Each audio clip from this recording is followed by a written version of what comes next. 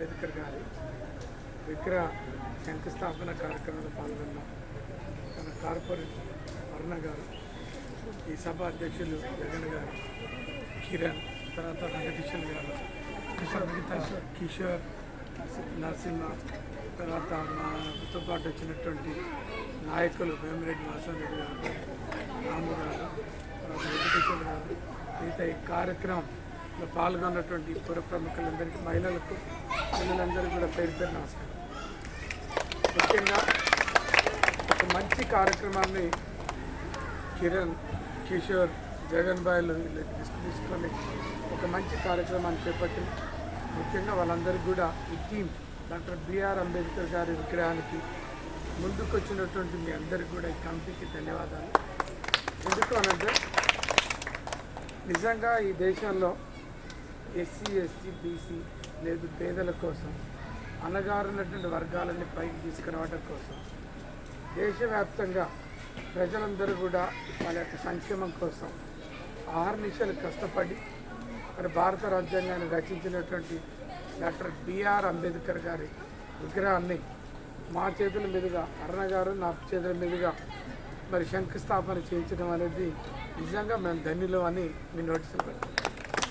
ఎందుకు అనంటే ఈ అవకాశం అందరికీ రాదు. ఒక మంచి శంకుస్థాపన కార్యక్రమాన్ని చేయడానికి మాకు ఒక అవకాశం వచ్చింది.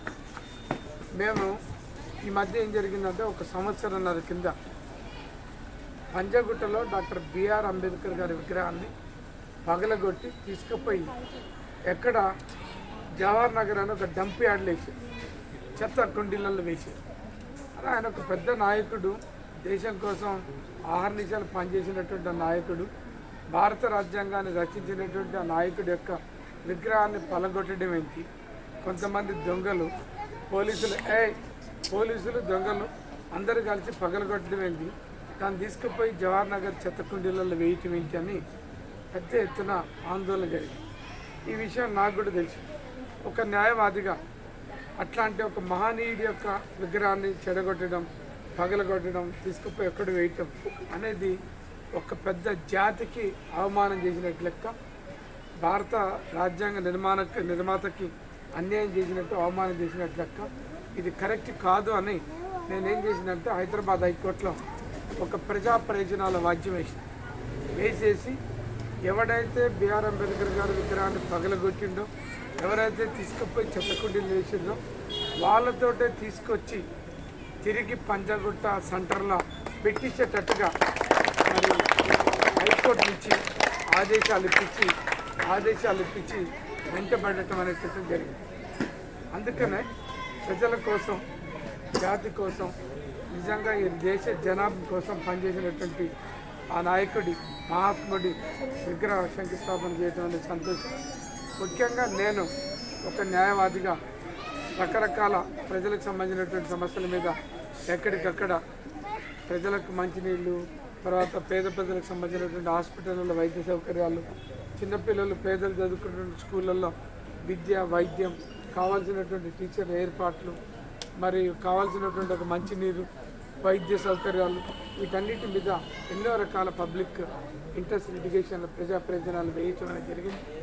ఇంకా ఎక్కడికక్కడ ప్రజలకు సంబంధించినటువంటి విషయాలలో ఏ ఇబ్బందులు ఉన్నా ఒక న్యాయవాదిగా నేను ఎప్పుడు ముందుంటాను మీ అందరికీ కూడా తీసుకుంటున్నాను. ఈ కార్యక్రమాన్ని ఏప్రిల్ 14వ తారీఖు నాడు డాక్టర్ బిఆర్ అంబేద్కర్ గారి జయంతి ఉంది.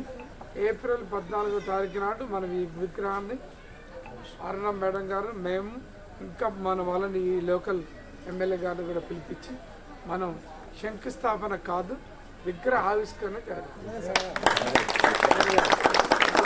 మేము ప్రయాణం, మేము కొబ్బరికాయ కొట్టి వెళ్ళిపోవడం, మేము మర్చిపోవడం, మీరు పిలిపించి మీరు మర్చిపోతే మాత్రం మీరు డాక్టర్ బిఆర్ అంబేద్కర్ గారికి అన్యాయం చేసినట్టు, అవమానం చేసినట్టు లెక్క. కాబట్టి మీరు విగ్రహం ఆల్రెడీ జగన్ గారితో మాట్లాడిన విగ్రహాన్ని వేరే ఒకరు ఇస్తానని మాట ఇచ్చారని చెప్పింది. ఈ శంకుస్థాపనకు కావాల్సినటువంటి దిమ్మె, దానికి అయ్యేటటువంటి ఎక్స్పెండిచర్ ఖర్చు ఎంతైనా అది నేను ఇస్తాను. నిజంగా నేను ఎప్పుడు వింటుంటా ఈ డివిజన్ కార్పొరేటర్ అరుణ గారి గురించి. ఎక్కడ ఎవరు పిలిచినా ఏ పేదలు పిలిచినా, ఎస్సీలు పిలిచినా, ఎస్టీలు పిలిచినా, ఇతర గిరిజనులు ఎవరు పిలిచినా ఏ ప్రాంతానికైనా ఒక నాయకురాలుగా పోయి నిలబడి ఎవరు పిలిచినా నేను రానని. కొంతమంది కార్పొరేటర్లు పిలుస్తాను, చాలా గర్వంగా ఉంటారు, పిలిస్తే రారు, మీ బజార్కి రావాలన్నా, మీరు పిలిస్తే రావాలన్నా అనేటువంటి గర్వం, లేకపోతే పిలిస్తే స్పందించినటువంటి గుణం చాలా మందిలలో చూసిన. నేను కూడా 2 సార్లు ఎంపీపీగా పనిచేసాను ఈ దేశంలో. 1995లో నేను అతి చిన్న వయసులో youngest mandal president all over India. 2 సార్లు ఎంపీపీగా ఎన్నికాను, బెస్ట్ ఎంపీపీ అవార్డు.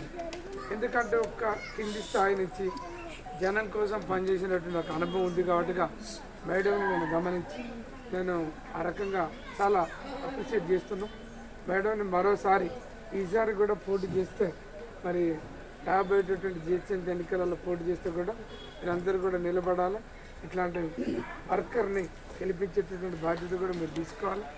మరి ఈ అంబేద్కర్ విగ్రహం పూర్తి అయ్యేటటువంటి కార్యక్రమంలో కూడా మేడం కూడా వారి యొక్క మరి సహాయ సహకారాలు కూడా ఉంటే ఏప్రిల్ 14వ తారీఖు నాడు మనం ఉదయం 11 గంటలకు ఈ విగ్రహాన్ని ఆవిష్కరణ చేసుకోవాలి. మీరు నిలబడండి, కావాల్సినటువంటి ఏర్పాట్లను చేయండి. దీనికి అయ్యేటటువంటి ఖర్చు మీరు ఎస్టిమేట్ చేయండి, దానికి సంబంధించినటువంటి అమౌంట్ నేను ఇస్తాను అని కూడా నేను నడుపుతూ చెప్తున్నాను. ఈ మంచి కార్యక్రమాన్ని పిలిచినందుకు దాని అందరూ కూడా ధన్యవాదాలు తెలుపుతున్నాను. ముఖ్యంగా ఇక్కడ ఉన్నటువంటి ఈ కాలనీ మహిళలందరికీ, పురుషులందరూ కూడా నేను మీ నోటిలో పెట్టేది ఏంటంటే ఈ దేశంలో మనకేమున్నా లేకున్నా పెద్ద పెద్ద బిల్డింగులు ఉన్నాయా లేవా అని మర్చిపోను, ఆస్తులు ఉన్నాయా లేవా అని మర్చిపోను. కానీ మీ అందరినీ నేను కోరేది ఏంటంటే చిన్నపిల్లలు మీరందరూ కూడా ప్రతిరోజు మీరు స్కూల్కి పోవాలి, టీచర్లు చెప్పేటటువంటి పాఠాలు వినాలి, అర్థం కాకపోతే అడగాలి, ఇంకా ఎవరు చెప్పకపోతే పక్కనే మా ఆఫీస్ ఉంది రండి, అర్థమయ్యేటట్టుగా నేను చెప్తాను. మీ అందరికి కూడా మంచి ట్యూటర్ని పెట్టండి, అవసరమైతే ఈ ఏరియాలో ఒక ట్యూటర్ని పెట్టండి, ట్యూషన్ పెట్టేటువంటి వ్యక్తిని పెట్టి చెప్పండి. ఈ ఇక్కడ ఒక ట్యూషన్ పెట్టేటటువంటి వ్యక్తిని చెప్పగలిగే వ్యక్తిని పెట్టాలి. ఇంగ్లీష్ లాంగ్వేజ్ పెరగాలి. చదువు అనేటటువంటిది మనిషికి 3వ కన్ను లాంటిది. మీరందరూ చదువుకోండి. మీ నాన్నలు, మీ తాతలు, మీ అమ్మమ్మలు ఇట్లా ఉండడానికి గల కారణం ఏంటి అంటే వాళ్ళ దగ్గర చదువు లేదు. మరి మీకు గవర్నమెంట్ అనేక రకాల అవకాశాలు ఇస్తుంది. గవర్నమెంట్ స్కూల్స్ ఉన్నాయి, హాస్టల్స్ ఉన్నాయి, మంచి విద్య ఏర్పాటు చేస్తుంది. మరి మీరంతా బాగా చదువుకోవాలి. చదువుకోకపోతే మీరు కూడా ఏంటి మామూలుగా రోజు కూలి చేయాల్సినటువంటి పరిస్థితి వస్తుంది. అందుకనే ప్రతి వ్యక్తికి విద్య అనేది ఒక 3వ కన్నులాగా పనిచేస్తుంది. బాగా చదువుకున్నటువంటి వ్యక్తులు ఉద్యోగాలు వస్తాయి, మీ కుటుంబాలను బాగు చేసుకుంటారు, మిమ్మల్ని కన్ని పెంచినటువంటి తల్లిదండ్రులకి ఒక న్యాయం జరుగుతుంది. కాబట్టి బాగా చదువుకోండి, కష్టపడండి, ధైర్యంగా ఉండండి. విశ్వాసం, ధైర్యం, నేను చదవగలుగుతానటువంటి ఒక ఆత్మవిశ్వాసం మీలో పెరగాలి. మీరందరూ కూడా బాగా చదువుకోండి. మీరందరూ కూడా ఇక్కడ ఉన్నటువంటి వ్యక్తులు మీరు తిన్నా తినకపోయినా, ఏం పని చేసినా చేయకపోయినా మీ పిల్లల్ని ప్రతిరోజు బడి పంపేటటువంటి పని, చదువుతుండా లేదా చూసేటటువంటి పని మీరు చూడండి.